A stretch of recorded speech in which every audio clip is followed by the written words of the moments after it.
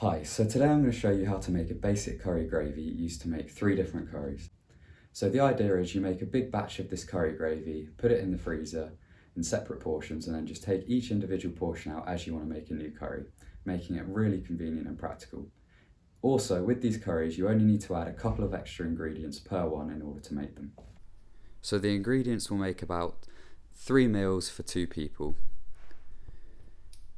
So to make it, you'll need 2 onions roughly chopped, 8 centimeters of ginger roughly chopped, 2 chilies halved, 5 to 6 garlic cloves, 2 teaspoons of oil, 2 teaspoons of cumin, 3 teaspoons of garam masala, 2 teaspoons of turmeric, 2 teaspoons of coriander, 1 teaspoon of salt, and half a teaspoon of cayenne pepper. You'll also need 100 ml of water and 6 roughly chopped tomatoes and 1 teaspoon of sugar, but this will come in later.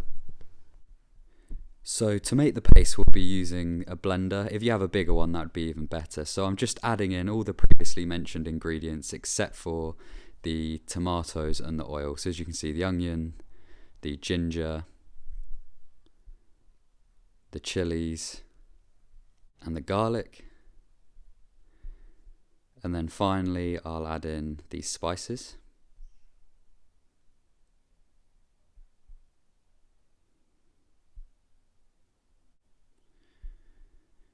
And then you just want to blend it until it makes a nice sort of smooth paste. I'm going to add a slight splash of water as this will help loosen it up a little bit, and then you can add a little bit more as you go, but you don't want to add too much.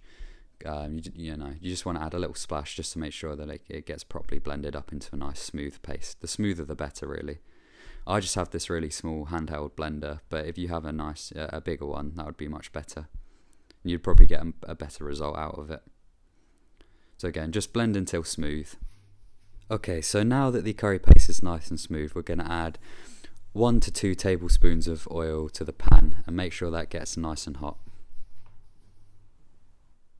Then once we're happy with the temperature, we'll add a little bit of the curry paste and make sure that it's sizzling, and then add the rest of the paste if you're happy with that.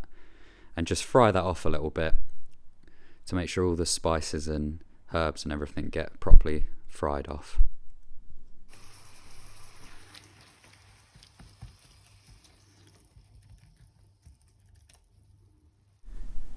Once the paste has been properly fried off, you can add the 6 roughly chopped tomatoes to the pan.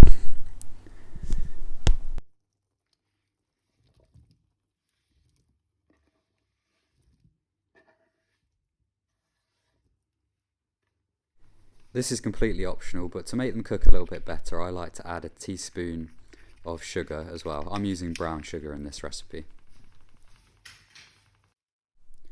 Then you just want to mix all the ingredients together and make sure the tomatoes are nicely coated in the paste. Give it a nice stir, and then you're just going to cook them down until they're nice and soft.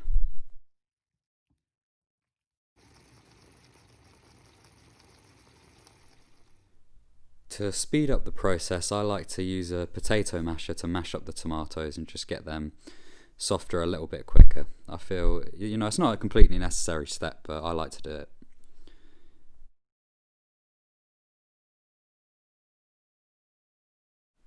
And then I'm just going to let this simmer on a medium to low heat for 20 minutes.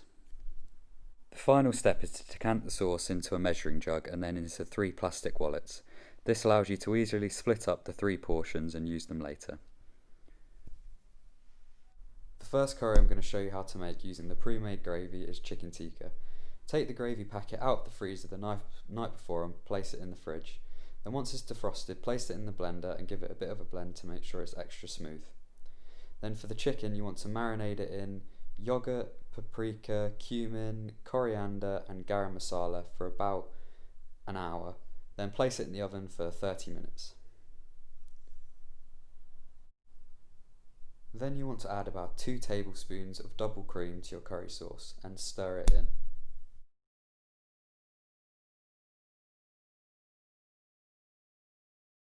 Once the cream has been properly stirred in, remove the chicken out of the oven. This should have, as I said earlier, should have been baking for about 25 minutes, and add to the curry, again mixing that all in so it's nice and coated. Then just cook that off for another 3 or 4 minutes. Just make sure everything's nice and hot, and serve. So the next curry I'm going to show you how to make is a coconut paneer. Again, the same thing applies. Take the curry gravy out of the freezer the night before and place it in the fridge to allow it to defrost. Then put it in the blender and blend until smooth, just to get any of the extra lumps out. Then for the paneer, you want to marinate it in yoghurt, cumin, coriander and garam masala and a little bit of cayenne pepper. Then bake in the oven for about 40 minutes. Then you want to get the curry sauce after blending heated up in the pan and add a splash of coconut milk. Then remove the paneer from the oven after about 40 minutes of baking and place it into the sauce mix. And then just mix it all together and there you have it.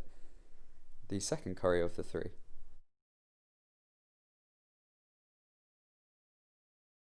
So the third curry I'm going to show you using the curry gravy is a chickpea and spinach curry. To make this, take the curry mix out the night before and allow it to defrost in the fridge overnight. Then place it in the blender and blend until extra smooth. Then you want to just get that sauce nice and hot in the pan and add the baby spinach. Probably 3/4 of a pack will be enough, and just cook that off for about 5 or 10 minutes. And then you want to just add in the chickpeas again for just another 4 or 5 minutes just to make sure it's nice and cooked through.